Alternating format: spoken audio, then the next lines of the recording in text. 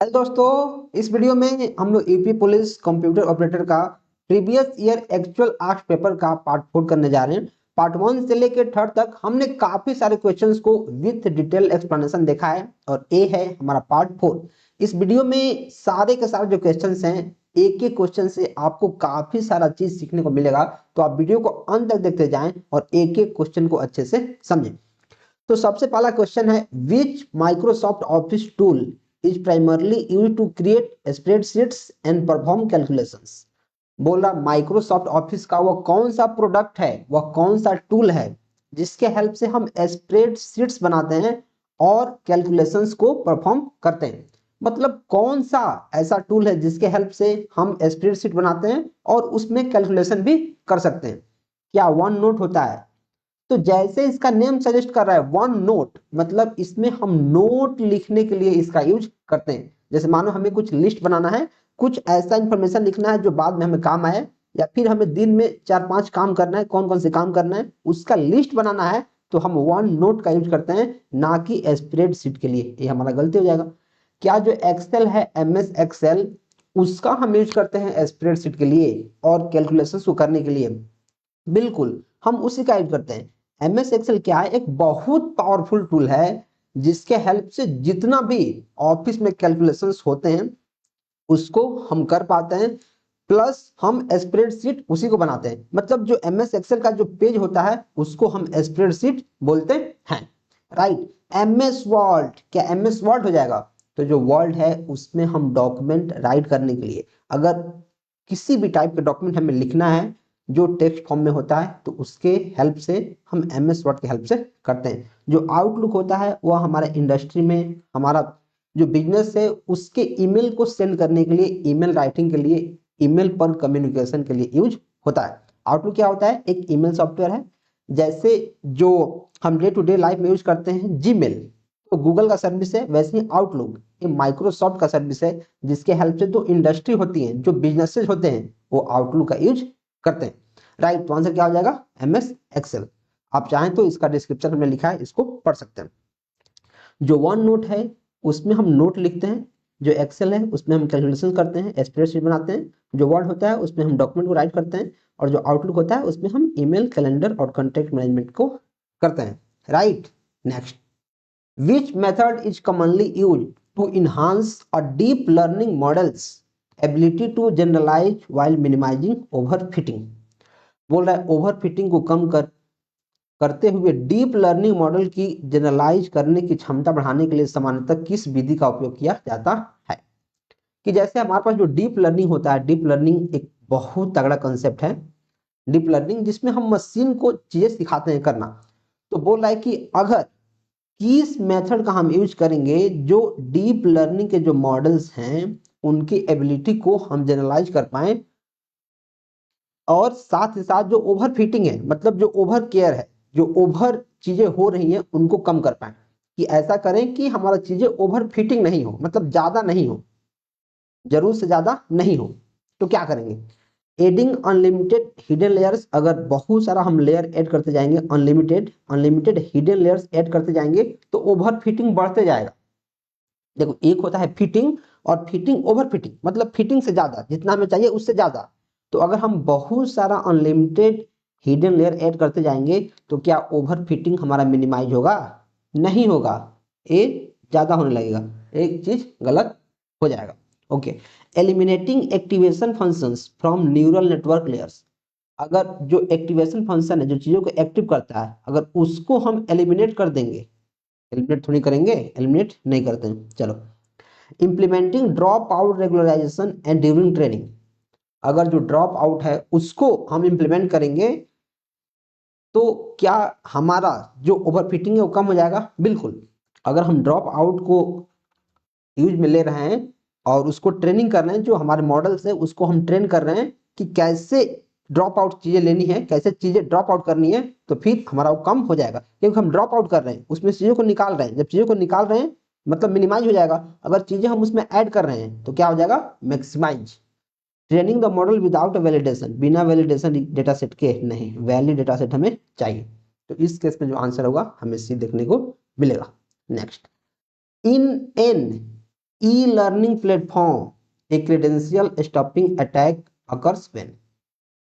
बोल रहा है कि जो ई लर्निंग प्लेटफॉर्म है, जैसे मान लो कि कोई ऐप है, जैसे हमारा ऐप है रोजगार लॉजिक CS, या फिर फिजिक्स वाला का ऐप है, या फिर गेट एकेडमी का ऐप है, तो काफी सारे जो ऐप हैं वो सारे के सारे क्या है, ई लर्निंग प्लेटफॉर्म। तो उनमें जो उनका क्रेडेंशियल होता है, मतलब यूजर नेम, ID और पासवर्ड जो होता है, उसको अगर अटैक कर दिया जाए, या फिर उसमें जो अटैक होता है वो कैसे, कब होता है, मतलब वो क्या होता है, जो क्रेडेंशियल स्टफिंग अटैक होता है, मतलब जो ID पासवर्ड पे अटैक होता है, वो क्या होता है, कब होता है। Fishing emails tricks users into downloading malicious software.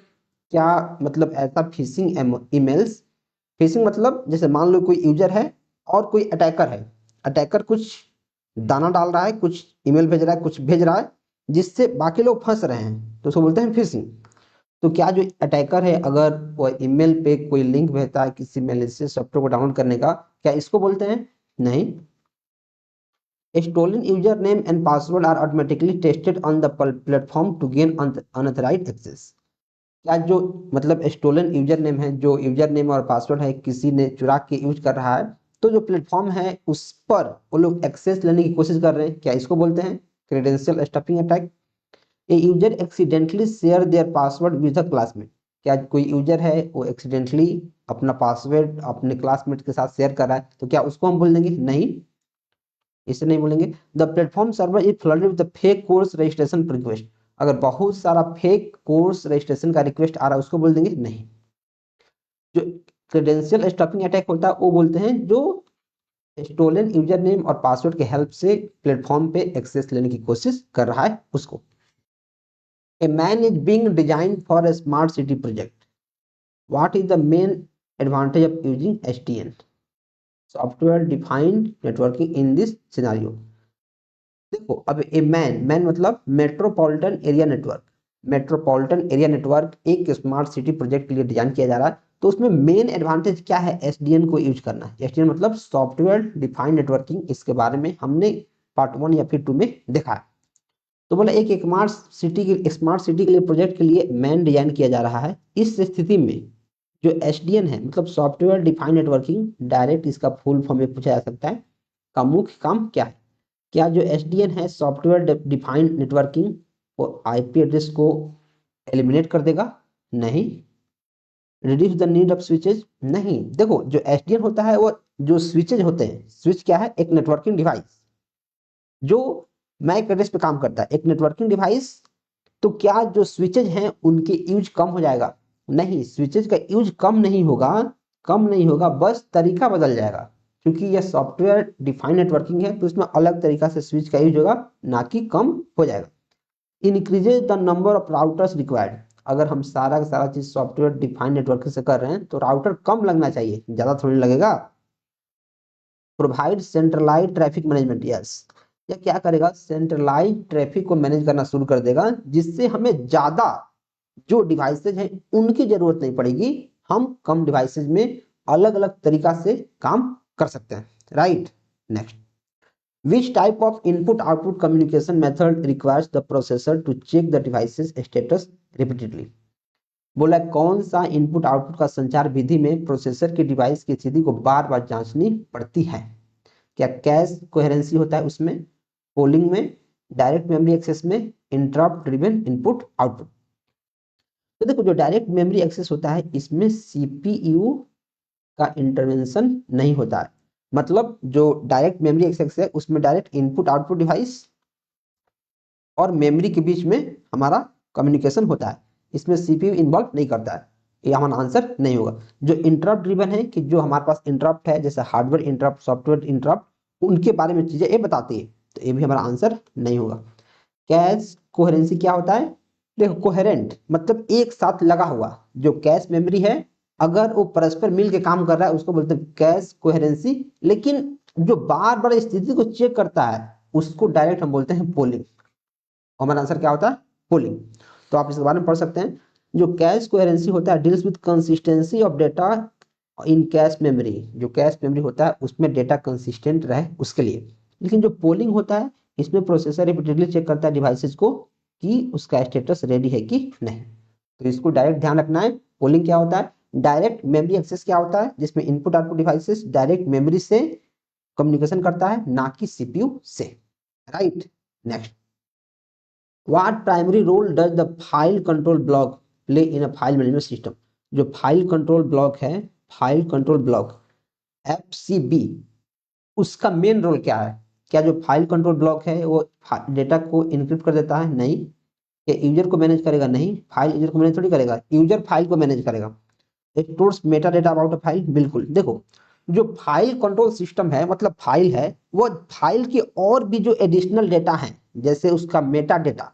Meta data मतलब जैसे फाइल हो गया तो फाइल का नेम, फाइल को किसने बनाया, फाइल किस टाइप का है, फाइल किसको भेजना है, फाइल कहाँ स्टोर होगा, तो उस फाइल से रिलेटेड जो डेटा हो गया उसको बोलते हैं मेटा डेटा। मेटा डेटा मतलब information about information, data about data, या फिर additional information about data. Data तो है फाइल, लेकिन फाइल के बारे में और क्या क्या चीजें हो सकती हैं, उनको बोलते हैं क्या, एफसीबी, मतलब जो मेटा डेटा को स्टोर करता है। मॉनिटर्स एक्टिव डेटाबेस ट्रांजैक्शन, नहीं। क्या होता है हमारा एक, तो अब देखो जो फाइल कंट्रोल ब्लॉक होता है या मेटा डेटा को स्टोर करता है, जैसे उसका नेम और टाइप, फाइल का size, location, permission, data time और कौन उसको बनाया है, ये सारा हमारा मैनेज करता है। What type of security threat occurs when an attacker masquerades as another entity? देखो अभी क्या होता है, एक ऐसा हमारे पास आक्रमणकारी है जो किसी चीज पे अटैक करता है तो बताता है कि ये मैं नहीं हूं, दूसरे के रूप में अटैक करता है। जैसे मान लो कि एक बंदा ए है और ए बी है, तो बी क्या कर रहा है, अगर ए पे अटैक कर रहा है तो एज अब बी अटैक नहीं करेगा, बोलेगा मैं सी हूं, मैं अटैक कर रहा हूं, ऐसे। क्या उसको पैकेट स्निफिंग बोल देंगे, क्या उसको रैंसमवेयर बोल देंगे, क्या उसको स्पूलिंग बोल देंगे, क्या उसको वायरस अटैक बोल देंगे। इसको क्या बोलते हैं, इसको बोलते हैं स्पूलिंग। अब एक एक जो टर्म है उसके बारे में हम जानते हैं। देखो जो पैकेट स्निपिंग होता है वो क्या होता है, packet snipping involves capturing network traffic, ना कि इम्पर्सनेटिंग अनदर एंटिटी। नेटवर्क के ट्रैफिक को कैप्चर करने में इन्वॉल्व होता है पैकेट स्निपिंग। पैकेट, पैकेट किस में होता है, नेटवर्क लेयर में। पैकेट, पैकेट मतलब नेटवर्क लेयर, तो पैकेट मतलब नेटवर्क का ट्रैफिक कैप्चर करने के लिए इन्वॉल्व होता है। रैंसमवेयर, ये क्या होता है, ransomware encrypt data to demand payment. Ransomware में क्या होता है कि अगर आपके डेटा को इनक्रिप्ट कर देगा और बोलेगा पैसे दो। रैंसमवेयर क्या होता है, एक ऐसा टाइप ऑफ मेलवेयर होता है जिसमें आपको क्या करेगा, पेमेंट करने के लिए बोलेगा। मानो कोई ऐप है, कोई वेबसाइट आपसे डाउनलोड हो गया और बोल रहा है कि अगर आपको अपने कंप्यूटर को अच्छे से यूज करना है तो इतना पेमेंट कर दो, मैं भाग जाता हूँ, ऐसे मांगेगा। वायरस अटैक तो आपको पता ही है कि वायरस क्या होता है, वो सेल्फ रेप्लिकेटिंग है, वह सिस्टम को इन्फेक्ट करता है और अपने आप को रेप्लिकेट करते रहता है, मतलब अपने आप को बढ़ाते रहता है। तो आंसर क्या हो जाएगा इसका, स्पूलिंग। स्पूलिंग क्या होता है, spooling is an attack where an attacker pretend to be another trusted entity. कोई ट्रस्टेड एंटिटी के रूप में काम करता है कि हाँ मैं सही हूँ, लेकिन जैसे अटैक कर देगा तो पता चलेगा कि उसने बैंड बजा दिया। What is the primary purpose of SQL. पहले एसक्यूएल का फुल फॉर्म डायरेक्ट पूछा जाएगा, स्ट्रक्चर्ड क्वेरी लैंग्वेज, डायरेक्ट इसका फुल फॉर्म पूछा जाता है। डीफ्रेगमेंटिंग द हार्ड डिस्क, जो हार्ड डिस्क है जैसे जो एचडीडी है उसका पार्ट करना, ये तो ऑपरेटिंग सिस्टम का काम है। Managing and quarrying database, database को मैनेज करना और क्वेरी करना, जैसे सेलेक्ट करना, इंसर्ट करना, अपडेट करना, डिलीट करना, बिल्कुल सही बात है। Creating computer graphics, computer graphics क्या एसक्यूएल क्रिएट करता है? नहीं, इसके लिए अलग अलग सॉफ्टवेयर आता है जैसे Corel Draw. Designing the user interface, नहीं, ये तो एचटीएमएल का काम है, यूजर इंटरफेस को डिजाइन करना। तो आंसर क्या होता है, B. What will be the output of the following query if the table department has duplicate department names? बोल रहा है कि इस क्वेरी का आउटपुट क्या होगा अगर जो डिपार्टमेंट टेबल है उसमें डिपार्टमेंट का नाम डुप्लीकेट है। तो क्वेरी क्या है, सेलेक्ट डिस्टिंक्ट, डिस्टिंक्ट मतलब यूनिक, हमें यूनिक नाम चाहिए। डिपार्टमेंट नेम फ्रॉम, हमें डिपार्टमेंट नेम चाहिए, department name from department table, table हो गया। ऑर्डर बाई मतलब सॉर्टिंग के लिए, ऑर्डर बाई मतलब सॉर्ट करना है। अगर ऑर्डर बाई सिर्फ सॉर्ट लिखा है मतलब ऑर्डर बाई सिर्फ लिखा है तो मतलब असेंडिंग, और डिसेंडिंग चाहिए तो DESC लिखा रहेगा explicitly. Sort order by department name, descending order में नल्स फर्स्ट, मतलब पहले नल चाहिए। All department names with duplicate removed. यहाँ क्या बोल रहा है, सिलेक्ट डिस्टिंक्ट, डिस्टिंक्ट चाहिए मतलब यूनिक चाहिए, तो सारे के सारे department names with duplicate removed, but order is random. लेकिन जो ऑर्डर होगा क्या रेंडम होगा, ऑर्डर हमारे यहाँ डिसेंडिंग ऑर्डर में दिया है, रेंडम नहीं होगा, गलत हो जाएगा। ऑल यूनिक डिपार्टमेंट नेम्स, बिल्कुल यहाँ डिस्टिंक्ट लिखा है मतलब unique, sorted descending, descending order में सॉर्ट हो रहा है, ठीक है। नल्स फर्स्ट और पहले नल आएगा, बिल्कुल सही बात। सेम एज ग्रुप बाई, नहीं। All department names sorted ascending, यहाँ सिर्फ डिस्टिंक्ट लिखा है तो ऑल कहाँ से आ जाएगा, तो आंसर क्या हो जाएगा इस केस में बी, राइट। नेक्स्ट, और गाइज यार अगर आप यूपी पुलिस कंप्यूटर ऑपरेटर के लिए प्रिपरेशन कर रहे हैं तो मैंने बहुत भयंकर बैच पढ़ाया हुआ है और मैं पढ़ा रहा हूँ, आप इस बैच को एनरोल कर सकते हैं। अभी सिर्फ 397 में आपको सब कुछ देखने को मिल जाएगा, कंप्यूटर साइंस का A to Z आपको देखने को मिल जाएगा। आपको सिंपली डिस्क्रिप्शन में एक ऐप का लिंक है और वेबसाइट का, आप जाके वहां से एनरोल कर सकते हैं। और कोई भी डाउट आएगा तो तुरंत आपको मेरे व्हाट्सएप पर मैसेज करना है, right. Next, in Windows what is the purpose of safe mode. Safe mode जैसे इसका नेम सजेस्ट करा मतलब सेफ होना चाहिए। तो स्विच बिटवीन यूजर अकाउंट, क्या मैं यूजर अकाउंट के बीच स्विच हो रहा हूँ कि एक अकाउंट से दूसरे अकाउंट में, तो क्या उसको उसी को बोलते हैं सेफ मोड, वही उसका पर्पस है, नहीं। टू इनहांस ग्राफिक परफॉर्मेंस, क्या ग्राफिक्स के परफॉर्मेंस को इनहांस करने के लिए हम सेफ मोड में जाएंगे, नहीं। To receive the operating system, नहीं। To start Windows with minimal driver and services for troubleshooting, बिल्कुल। देखो सेफ मोड में क्या है कि कम से कम रिसोर्सेज चाहिए।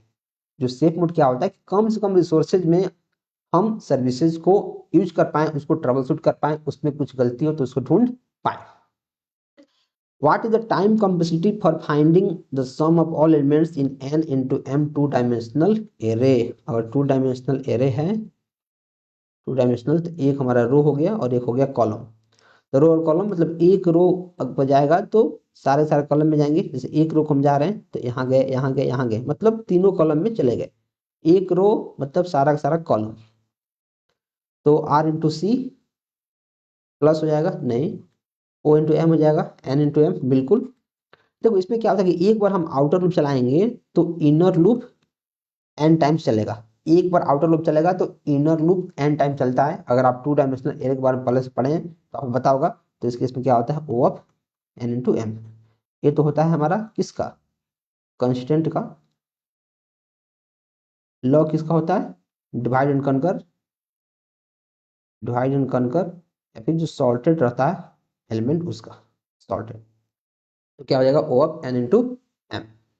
विच function would you use to count only numerical entries in a selected range.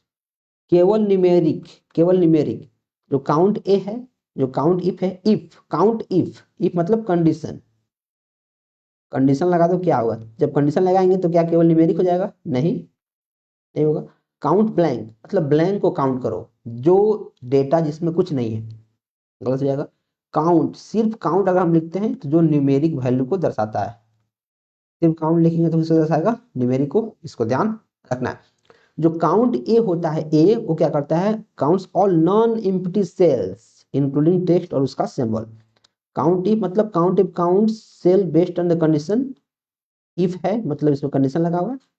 Count blank जो ब्लैंक को काउंट करता है, और काउंट मतलब जो केवल न्यूमेरिक वैल्यू को काउंट करता है। Next, what is the primary role of linker. जो सिस्टम सॉफ्टवेयर है उसमें लिंकर का क्या काम है, लिंकर, लिंकर जो लिंक करता है। Translate source code to machine code, source code को मशीन कोड में करता है, एक करता है कंपाइलर या फिर असेंबलर, बोलो assembler. Combines object file into a single executable file, क्या जो ऑब्जेक्ट फाइल होता है उसको सिंगल एग्जीक्यूटेबल फाइल में कर देता है, okay. Allocate memory to process, ये ऑपरेटिंग सिस्टम का काम है। Converts machine code to binary, जो मशीन कोड होता है उसी को बाइनरी कोड बोलते हैं, ये तो ऑप्शन ही गलत है। जो मशीन कोड है उसी को बाइनरी कोड बोलते हैं, तो आंसर क्या हो जाएगा इस केस में बी, जो ऑब्जेक्ट फाइल्स को सिंगल एग्जीक्यूटेबल फाइल में कन्वर्ट करता है। Which of the following most clearly reflect the need of automation in offices? Automation मतलब काम अपने आप हो जाए। प्रिफरेंसेस फॉर फिजिकल फाइल्स, अगर फिजिकल फाइल है मतलब फिजिकल फाइल है तो क्या उसको ऑटोमेशन बोल देते हैं, नहीं। अगर टाइप राइटर का यूज कर रहे हैं तो काफी पुराना है, ऑटोमेशन कहाँ से हो जाएगा।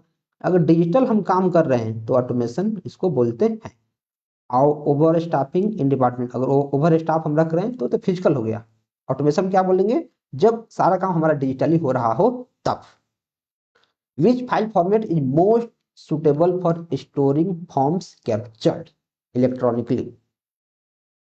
जो कोई भी हम चीज कर रहे हैं इलेक्ट्रॉनिकली मतलब डिजिटली, तो किस फाइल फॉर्मेट में उसको रखेंगे।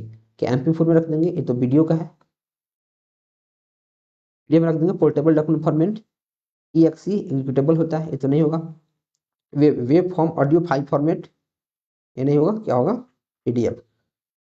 कोई भी काम हम डिजिटली शेयर करते हैं तो मैक्सिमम टाइम में हम PDF का यूज करते हैं।